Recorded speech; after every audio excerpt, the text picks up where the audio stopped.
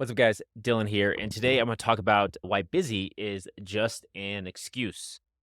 So, like, comment, share, subscribe, and let's get into this video. So, I heard Alex Hormozy talk about this, and I've heard other people talk about this, but it's the concept of when people say, I'm busy, so I'm going to wait till I'm not busy to start whatever thing that they should start. And in this context, we can talk about working out because that's a really good example, but this can apply to all areas of life. Working out, people are like, I'm just so busy. I just haven't had time to in my day to work out. Right. I just haven't had time. Just all this stuff's going on. And really, that's just an excuse because we all have the same amount of time in a day. And you know how much time you have each and every single day because it's always the same. So, why is it that some people can make time to work out and other people can't, right? Are just some people so busy, they don't even have any time at all to make that in there? Or are they just using it as an excuse so that you might feel bad for them or take it easy on them because they actually aren't managing their time? They're bad at allocating time, or at least allocating time to working out. And I think that's the main reason when someone's like, I've just been too busy, is that they're bad at actually allocating time to that. Because I learned this in sports growing up, and perhaps you played a sport. What they say is that you basically fall back to the fundamentals. Okay. In any sort of situation, high stress situation, chaotic environment, you fall back to the fundamentals. And what makes the professionals so good is that their fundamentals are so sound. And not only are their fundamentals sound, but they are second nature to them in any sort of chaotic environment. And they probably have second, third, fourth, fifth level fundamentals that just are mind blowing, right? It's not like I grew up playing soccer, so if you watch soccer players, it's not like they're all doing step overs all the time. No, that's not like what they do all the time, or they're not all doing these fancy moves. What really gets them space on the field, what really creates opportunities, are just small fundamentals that they do, and they do them really consistently and really well in environments that demand that. Another example is if you have ever watched professional skiers or extreme athletes skiing or snowboarding down a cliff, or mountain bikers going down, flying down a trail with trees and everything, and trees and rocks and all this kind of stuff, is they have to have the fundamentals just right. Okay, they have to be in the right position, they have the right weight, put it the right pressure at the right time to send the line. Because if they don't, right, they can get off track, and next thing you know, right, they're crashing into a tree, rolling down a cliff. Things aren't good. So they train those fundamentals, and they're able to apply them in that environment without even thinking. Right, they're in that kind of flow state with those. So the same is true with your life. In your life, you're going to fall back to the level of your training, and most people haven't put much training into their life. And what this means is you're going to fall back to the habits and things that you're used to doing.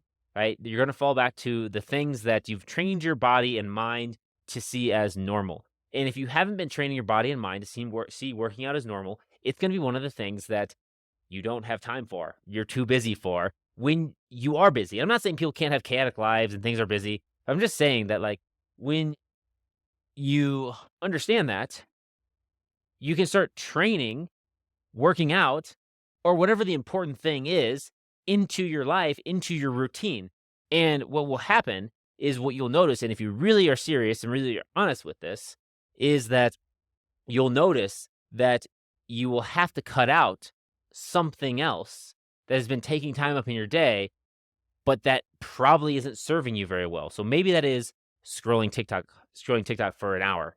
You can get a workout in instead of scrolling TikTok for an hour. That's a really easy way. And you didn't have to create time or make time. You just swapped an activity that's going to be productive and conducive to your long term health, fitness, and goals for an activity that probably isn't going to be very productive for you. A productive activity versus just a consumptive activity. And that's going to make the difference in this situation. So when someone says, I've been busy, it's just an excuse. And it's really what they're saying is, I'm actually intimidated by this thing that's important for me to do. So I'm going to create other excuses and reasons for me not to do that. And what will happen is they never will get around to doing it because they're actually actively choosing not to do it. It's not because they're busy. It's not because they don't have time. It's not because they can't or they're not capable. It's they're choosing not to do this. And this can be applied to all areas of your life when you choose not to do something to move you forward in the direction that you know you need to go. For example, it can be around content. It can be around making sales calls. It can be about fostering relationships with people. These are all examples of things that they do require time, but you can incorporate these in your day and practice these things and get good at these things so they're second nature to you. So even when you're busy, they're just a habit. You just do them. And it doesn't take as much mental effort or stress to actually get these things done. Because when you think about this, if these are things that are going to create success for you in your life, these are things that you're going to need to be doing consistently over a long period of time. What happens when you look at time over a long period of time? There's going to be chaos, right? Not everything's going to go according to plan. You're going to have bumps in that road. You're going to have times and days and weeks and months that you are stressed, that you are busy, that things don't go according to plan. So you're just going to stop doing these things because you have something else going on? No, you need to understand your priorities and the things that are important and focus on those and build those into your life and into your day. So when it comes to working out and when it comes to doing the things that you need to do, saying you're too busy is just an excuse. Okay. You're too fixated on other things, maybe short term things, maybe just instant gratification things versus long term things. So you need to take a step back and don't be like, I'm too busy to take a step back.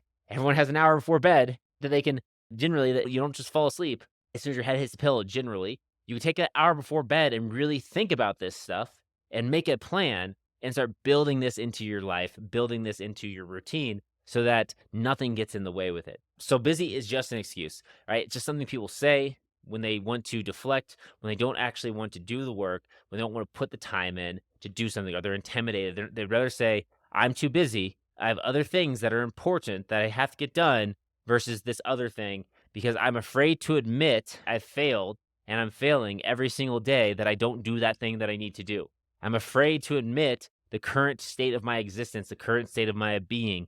People are so afraid of saying that they'll be like, I've just been busy. I've just been busy. I haven't got around to it. I haven't had the time. Meanwhile, they know every single day, every single time they do something else, that is not the most important thing that they could be doing.